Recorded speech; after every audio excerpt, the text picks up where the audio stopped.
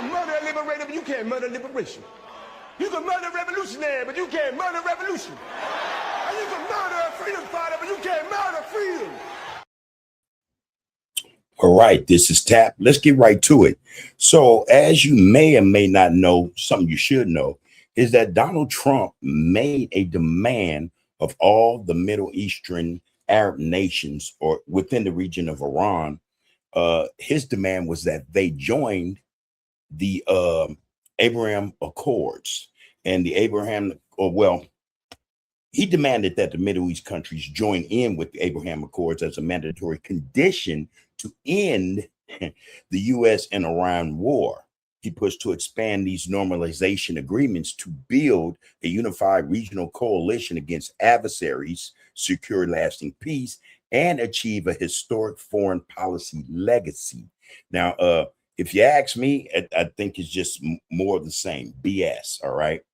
BS, because technically, when you pull back the layers of all this that's going on in the Middle East, you find that it's not Iran who's the problem.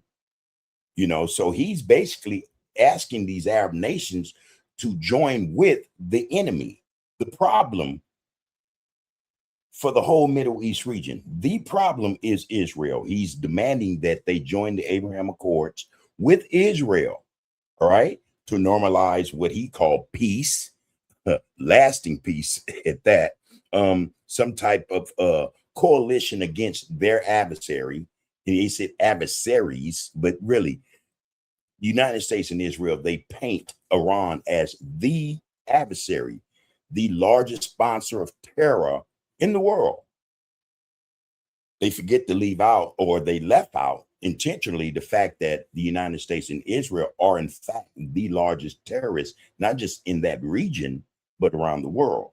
Now, to Saudi Arabia's credit, they demanded outright, flat out, no, that won't happen. And the only way that they could begin to have that discussion towards even thinking about joining the Abraham's Accord is when Israel and the U.S., I might add, acknowledge that there must be a Palestinian state for the Palestinians in that region. I think that's a good starter. That's a good starter, you know, to even want to, if you want to have these type of discussions in terms of peace in the region. First and foremost, part of the problem, or all this stuff exists or is the issue based upon how Israel colonizes and controls, occupies the Palestinian base or the Palestinian homeland. This is where all this stuff actually comes from. So I think that's a good starter right there. And again, to Saudi Arabia's credit, they made that demand and they're sticking to it. At least it sounds for right now as though they're sticking to it, but that's not it. That's not all. You know, the key drivers for his demands included securing an anti-Iran coalition. So in other words, he's saying you guys need to be enemies to your brother in Iran and friends with your enemy, the Ashkenazi European Israelis, you know, in order for this thing to work in that region. Be enemies with your brother, but be friends. Be a friend to your real enemy. Make that make sense. But Trump sought to create a powerful regional bloc linking Arab states and Israel to contain Iran and maintain stability. Again, putting Israel in the same sentence as stability in that region is just mind-boggling. Who does that? United States, of course, and Israel. But in terms of leveraging U.S. influence by tying Arab and Muslim recognition of Israel to the end of the Iranian war, he aimed to compel countries like Saudi Arabia and Qatar to participate, claiming they owe the United States. For what? For what? Again, their problems with Iran exist because of the United States and Israel. And it seems that slowly but surely, they're coming to this realization, wait a minute, man, our problems didn't start until Israel started all this crap. And Iran, being a good brother in the region, said, no, we're not going to let this happen, no matter what nobody else does. However, if you side with these guys, these devils, then, hey, you're a part of the devil apparatus, And that's the, you know, they've been sticking to that ever since. But again, how the hell the United States said you owe it to the United States to agree upon this Abrams Accord, when you would think that the United States owed those Middle Eastern Arab nations for just, being allowed to have military assets on their country, in their soil, on their soil. Come on. Come on. I don't know how that's something that the Trump administration or even Israel could think to use as leverage. Again, you see this process where Middle Eastern or Arab nations are starting to wake up. They're starting to wake up, probably with the exception of the UAE and maybe Bahrain or Kuwait. I don't know, but the fact remains that these countries, they don't see, for the most part, they don't see where the problem really lies, or they're turning a blind eye to the real problem in the region, which is, and it's only been Israel. But anyway, in terms of building a foreign policy legacy, the original accords were a signature achievement of his first term. Expanding them to include major players like Saudi Arabia would, in his view, establish an unparalleled world coalition and ensure historic measures, or by any means a measure that would be considered historic. Anyway, again, this thing, we have to see the elephant in the room. Even when we have people as dumb as Donald Trump, and we know he's dumb, so it's really not Donald Trump who's pushing this agenda. We should know who it is, and without sugarcoating it, it's Israel. Israel needs this region to kowtow, to submit, in order for it to create, and not only create, but execute its greater Israel plan. Anyone who doesn't know that need to go look that up and understand what's being said, or what that plan is all about as far as Israel is concerned, in terms of occupying more land that isn't theirs, never was theirs. And, if we really focus on the truth of the matter, it would never be theirs, So anyway, the UAE, the United Arab Emirates, and Bahrain, so I was correct there, are the only Middle Eastern Arab countries that are fully active members of the Abraham Accords.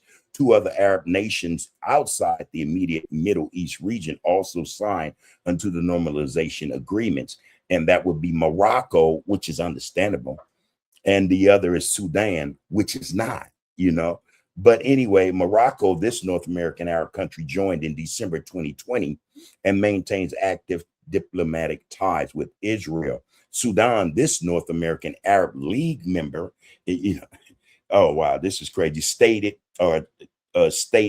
signed the declaration in 2020, though its formal ratification has been stalled due to internal political conflicts. And if you use your imagination, or if you understand geopolitics, that is also the making, that those internal wars that are taking place over there in Sudan.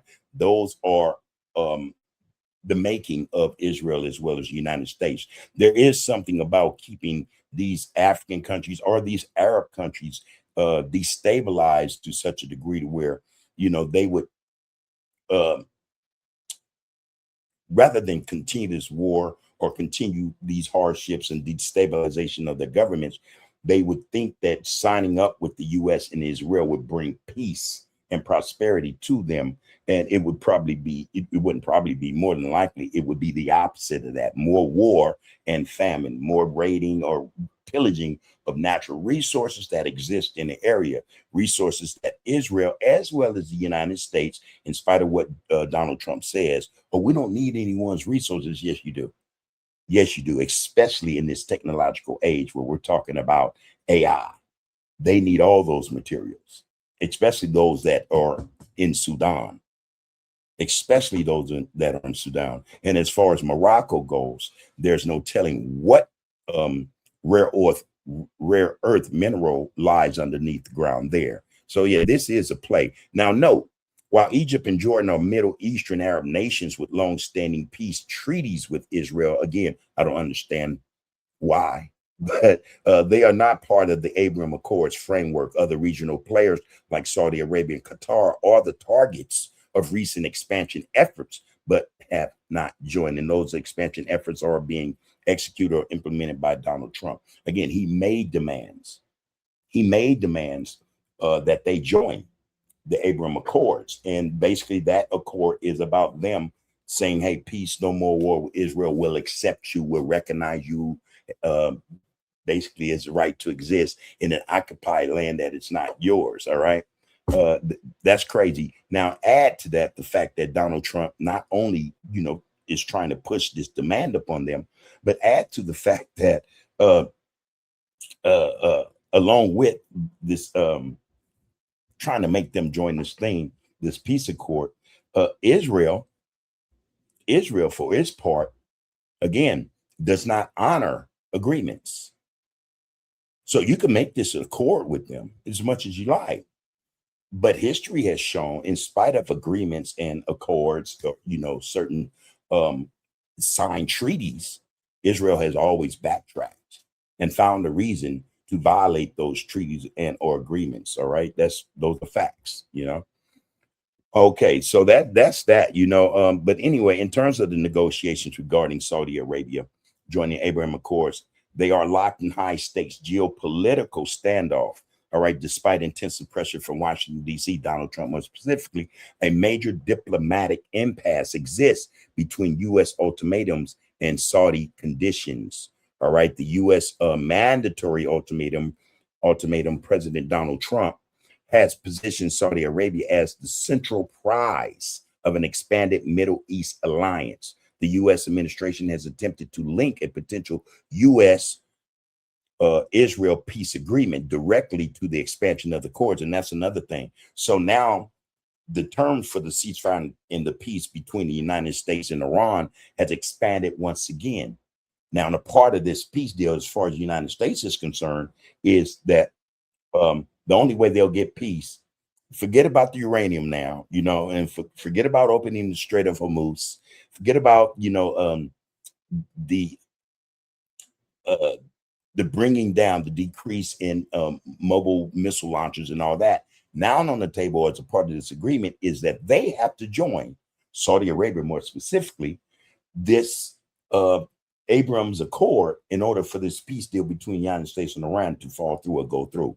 Isn't that something? Isn't that something? What do they say? You're changing course in the middle of the stream, Now you didn't added a whole nother get down to this peace deal that you profess to claim to have been hammering out for the last 2 months.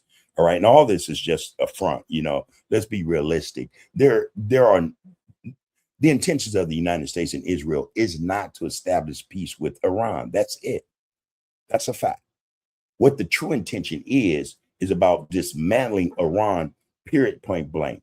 And that means from the Ayatollah all the way down to the IRGC. They want to dismantle, disconnect, and do away with this Iranian system that does not allow for them to be friends with their enemies, that does not allow Iran to sit back and allow Israel to continue to run roughshod over the whole region. Every country in that region has at some point in time been at war with Israel since 1946, but Palestine has been suffering through the abuse, and oppression of Israel, the Zionists, since 1917. Do your research, people.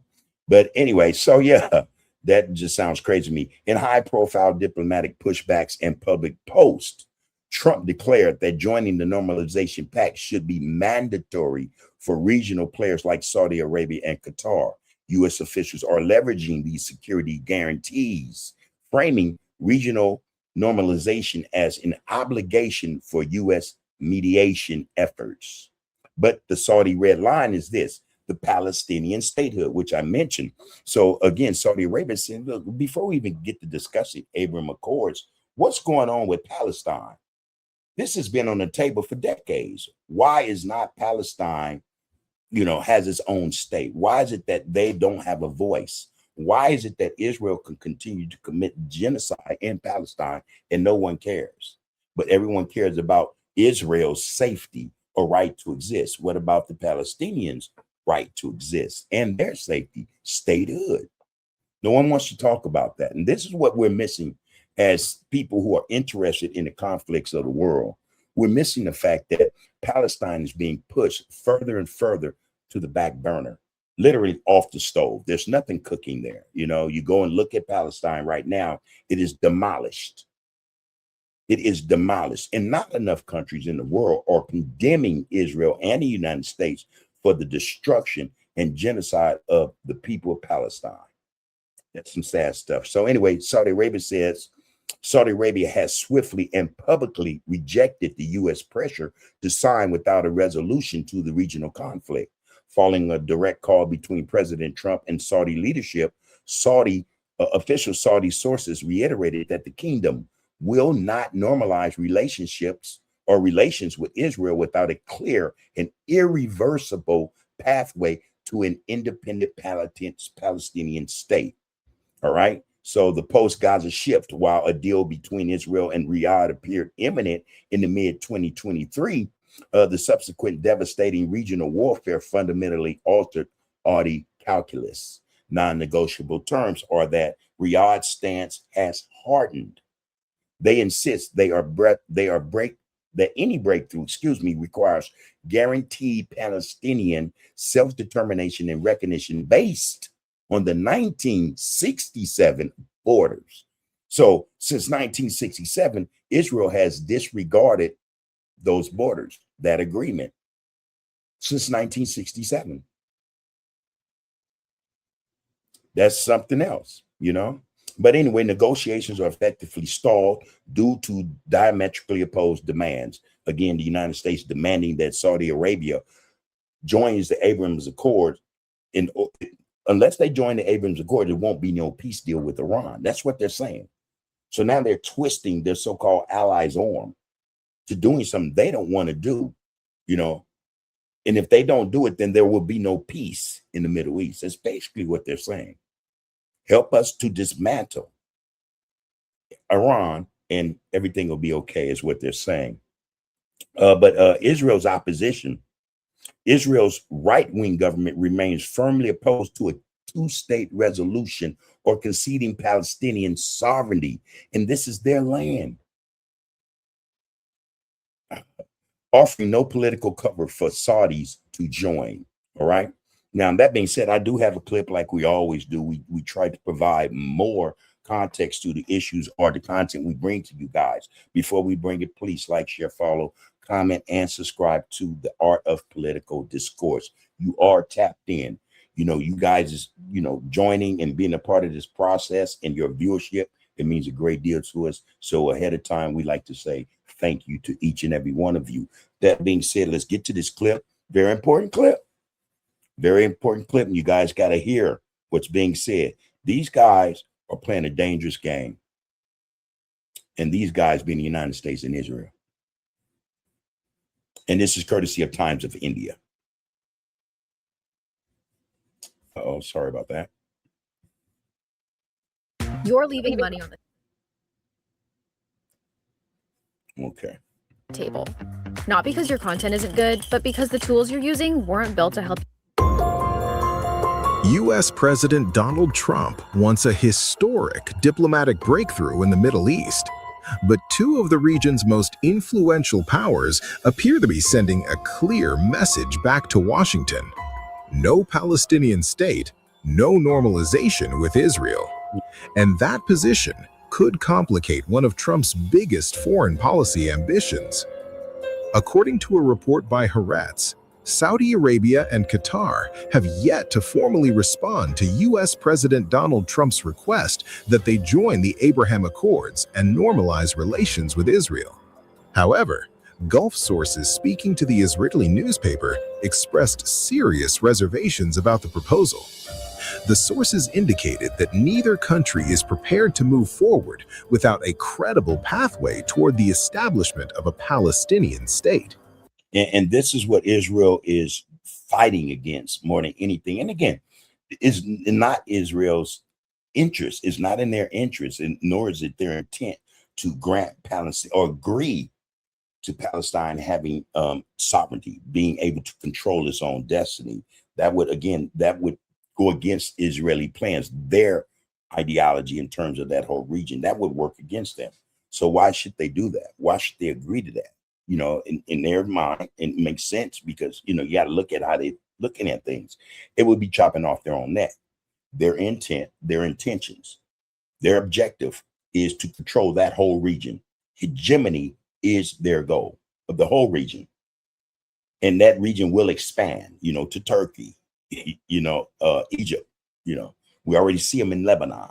So, yeah, it makes no sense for Saudi Arabia and or Qatar or any others to join pact or make a pact with Israel when they see this is happening to their brothers and sisters over in Palestine, as well as Lebanon and Iran. A Saudi source described as close to the royal family told Haaretz that Riyadh's position remains clear and unwavering. The source said that if Washington wants normalization between Saudi Arabia and Israel, it should return to the Arab Peace Initiative. According to the source, Saudi Arabia has no intention of offering what it called free gifts to Israel without meaningful diplomatic progress. The source added that strategic decisions in the Middle East cannot be achieved through public declarations alone, and argued that any major breakthrough would require clear diplomatic compensation.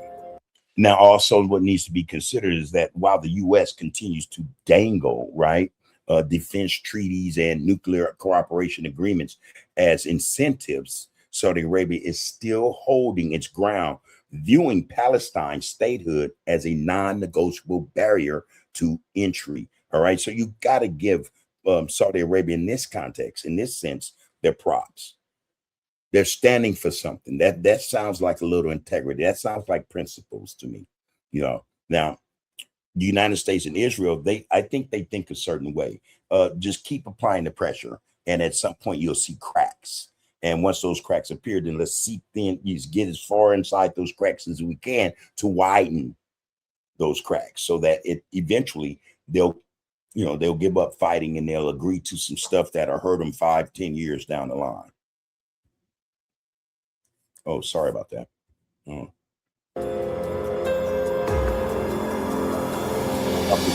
They would want complete as he wishes, but in the Middle East, strategic moves are made public declarations or political acts.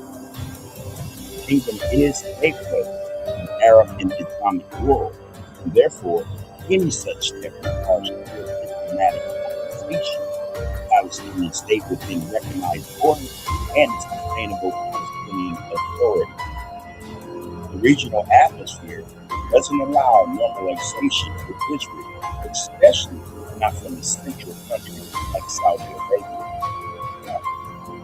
What we call stability. A similar message was reportedly conveyed to CNN by another Saudi source. According to that report, Riyadh has informed Washington that its position remains unchanged despite ongoing regional developments and diplomatic pressure.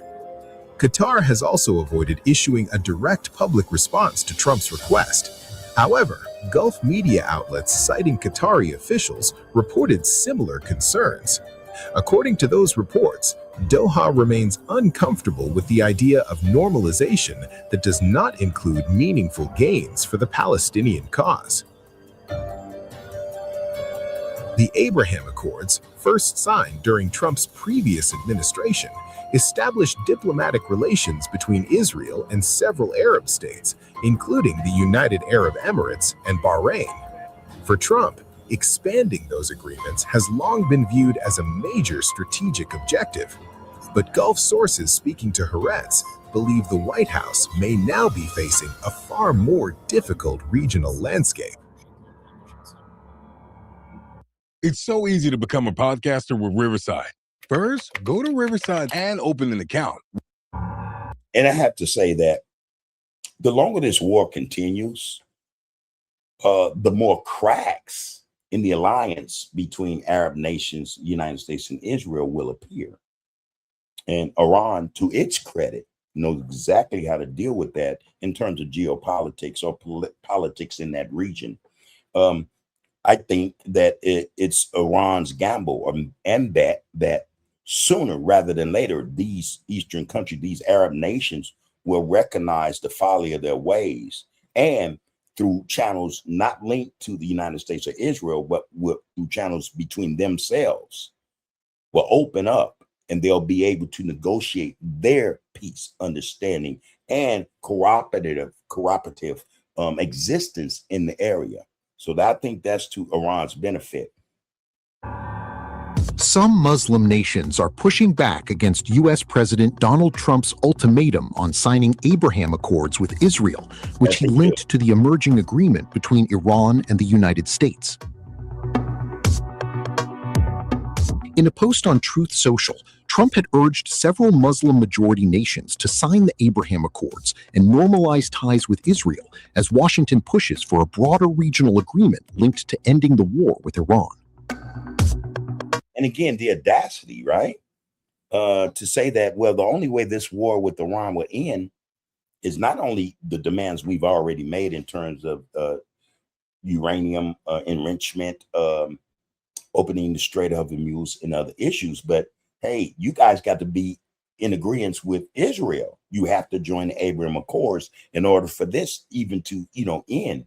And again, just to say, to imply that, to throw that in there, these Arab nations should understand that there's no real intention of having peace in the region to begin with, because I think that the United States as well as Israel, again, it's a gamble, but by any means, they're not convinced that Saudi Arabia and others will join the Abraham Accord without first, receiving or making sure that they have guarantees of Palestine's being able to, determine or having self-determination and sovereignty. Israel has already said that's not going to happen. Go figure, So none of this makes any sense. This is an impasse that is being dressed up like it's a negotiation or that there's a way to get through this, and there isn't. There just isn't. But here's the propaganda being, dispensed to the people. There's a chance or a way to end all this. You guys, normalize relations with Israel. That's how it's done. And they're saying, no, that can't be. The only way we'll do that is Israel recognizes the Palestinians' right to exist, as well as its own ability, autonomy to govern itself. Israel said, no way. You guys get it? None of this means anything. It's all theater. It's all political theater, especially from the United States standpoint. That's what it is. After Saudi Arabia, another key U.S. ally has now publicly rejected the proposal. Pakistan, which does not recognize Israel as a state and prohibits its passport holders from traveling there, has formally rejected Trump's call to join the Abraham Accords.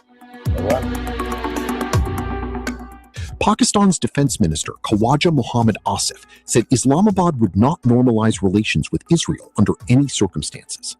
Oh, well, that shatters that whole thing right there then. And again, that's them taking the stance as Israel has taken a stance in terms of what they said about Palestine. Palestine will not have its own statehood. They will not be a sovereign nation. Israel means to say, we're going to govern them. Not only that, we're going to determine whether they live or die. That's Israel taking a stance. This is Pakistan taking a stance. And they say, regardless of any of that, we're still not going to normalize relationships. We don't recognize them as being legitimate. So there'll never be a time when we agree with Israel's recognition as a state or its authority or its even being over there. They're not recognizing that at all. In a blunt response to Sama TV, Asif said, "Personally, I don't think we should join any such accord that clashes with our fundamental ideologies." He also questioned the basis of any engagement with Israel, saying, "How will you sit down with those people whose word cannot be trusted even for a single day?" Reuters, citing a Pakistani source familiar with the matter, reported that the issue of ties with Israel and ongoing U.S.-Iran negotiations were not interlinked and cannot be made so. The source added, Pakistan is under no compulsion to adhere to any such demand. I just created. And why should they be? As you should know, people should know, Pakistan is a nuclear power. They do have nuclear weapons. So they are under no, they can't be forced to do anything they don't want to do.